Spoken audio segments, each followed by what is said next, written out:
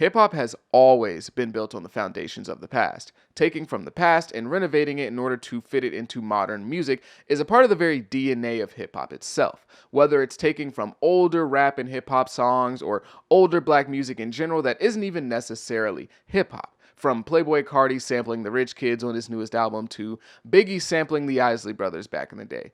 Using the past as a vehicle for the future happens all the time in rap, but there's a very thin line between using the past to create new music and relying on the past to create new music. But right now, it feels like everyone in hip hop is chasing nostalgia. What's good, YouTube? It's Justice I Used to Be Paying. Today I'm back with another video, and in this video we're going to be talking about how everyone is chasing nostalgia. But before I get into that, make sure you leave a like, comment, and subscribe. Do all those things. It helps me out a ton. One of the biggest hip-hop songs of the year so far is Anxiety by Doechii, and that song takes the instrumental from the song Somebody That I Used to Know. Now, people enjoy this song and love this song, not just because of the instrumental being familiar to them from a hit song, but just because of Doechii's performance. So she does a really good job on this song. It's not just the nostalgia of the beat, but there's no denying that some of that appeal is due to the nostalgia. But Anxiety is actually one of the better examples that you can give in the modern era of people taking from old music and using it in their own way, because some of the examples that you can give get really, really nasty. Over a year ago, NLE Choppa dropped a song titled It's Getting Hot Nelly Tribute, and it's supposed to be a tribute song to the classic Nelly song Hot in Here. Now, I don't know whether to call this a sample, remix, or what, but it's damn near the exact same song. Like, there's some slight alterations to the beat here and there, and obviously NLE has his own verses outside of the original Nelly verses, but even the hook is pretty much the same with like a few extra words sprinkled in there. There's nothing new about this song really besides the voice of the person rapping it and the music video now being available in 1080p. But even the music video is 2000s inspired. The entire song is just nostalgia bait. Like, Anxiety by Doechii is a great song, and it can actually stand on its own in the sense of you don't necessarily have to love Somebody That I Used to Know in order to like this Doechii song, or even in order to recognize some of the identity of that song. While on the other hand, this song has no identity or no appeal to it outside of the old Nelly song. Nostalgia is a great selling point for anything, really. If you look for it, you see it everywhere in almost every market. Even Fortnite was using the nostalgia of OG Fortnite to get people back playing their game.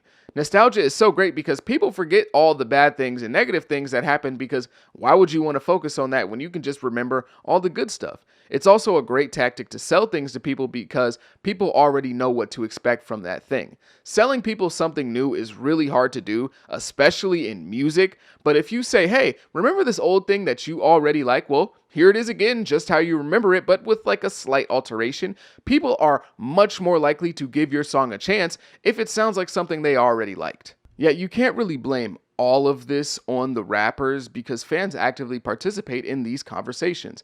Us as fans constantly complain about the modern era and all the things that aren't good and all the things that don't work, while glorifying and wildly overrating previous eras. This used to be a really big thing back in the 2000s and early 2010s when comparing that era to the 90s, which is considered the golden era of hip hop. Lil Wayne, who is widely considered an all-time great nowadays, back then when he was at his peak, was actually pretty polarizing with rap fans. Like, the old fans hated him and said that he was ruining rap. His voice and his lyrics were the subject of constant debate and constant criticism. I remember being online and seeing all the memes. The Lil Wayne would be working at McDonald's if Biggie and Tupac were alive, or when Eminem comes back, Lil Wayne's gonna have to go clock in at McDonald's, or Rakim started writing the Bible of rap, and Tupac was Jesus, and Nas finished writing the Bible of rap, and Lil Wayne can't even read it. Like, I remember all of these things. Recently, I saw a post asking who's greater all time, Kendrick Lamar or Lil Wayne.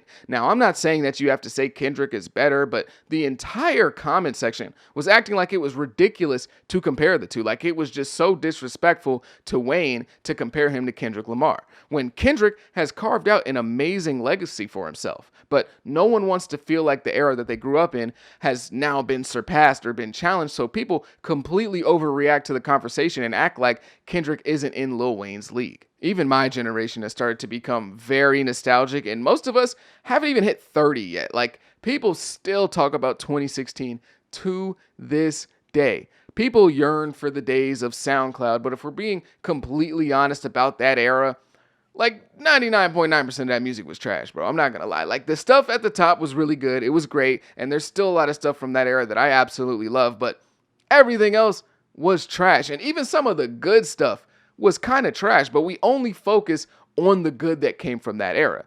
That era, that clout era of music, was one of the worst eras of music, and people called it that at the time. And a lot of those artists who were super, super hot back then, like Lil Pump, Smoke Perp, 6ix9ine, and Blueface, all fell off not even like 2 years from their peak. They went from super huge stars to complete nobodies, and nobody really cared about what they were doing in a super short span of time because their music only really worked in that era. But because it's the music that a lot of people grew up on and have a lot of great memories attached to, we look at it as some crazy era of just amazing musical genius and musical renaissance and just way better than what anyone's doing today. Let me give you a scenario. A rapper that is no longer as hot as they were a few years ago is about to drop an album. He's looking for a way to re-spark the flames that had him on top of the world. Fans are clamoring for the days of a few years ago when he was dropping nothing but bangers. So what does the rapper run as his main campaign for his next album? Bring back the old me. He's bringing back the old version of himself. Does that sound familiar? It's like half of the albums that come out nowadays. I wouldn't be shocked if the next Polo G album is advertised as the old Polo's coming back, or Lil Baby's is the old baby coming back. But like I said earlier, I can't even fully blame rappers for this because the fans clamor for it. If I'm making music and people just aren't rocking with it like the way they used to, and now they're asking for that old music again, why not try to play into it? This has been Uzi's reality for like 60% of his career now. Everyone's asking for the old Uzi. When's the old Uzi going to come back? We want the old Uzi. And he even named his last album Eternal Take Two, despite it not really having any like sonic ties to EA or any real reason to be Eternal Take Two, but besides appealing to the fans. People have been asking for the old Uzi for so long that the person they were asking for the old Uzi at the time is now the old Uzi. They were asking for the old Uzi in 2018. Yet when artists do try to appeal to the fans wanting old stuff or trying to bring back the old them, they get called boring and stale. The artist suffers from the lack of evolution in remaining the same or trying to find stuff that they did well in the past. They get ridiculed and struggle to remain relevant, and then they end up left in the dust as the game moves on to a new era. Being able to take from the past and use it as inspiration for the future is really important, and it needs to happen, but there needs to be some sort of acknowledgement for the overuse of and the longing of nostalgia by both the consumers and the creators. There's a reason it's called nostalgia and not just reality, because you're remembering it way better than what it actually was. And more times than not, it's no better than what's going on currently. And if it is, it's really not by much. Nostalgia fan service can be really cool every now and then, but if everything is based on how things used to be, then this era has no identity besides worse than how things used to be. But if you made it this far, I greatly, greatly appreciate you. If you agree, if you disagree with anything I said, let me know down below in the comments. Give your take. But again, if you made it this far, I greatly appreciate you. Make sure you have a good day. Be safe. Be blessed. I go by the name of Pay. Peace.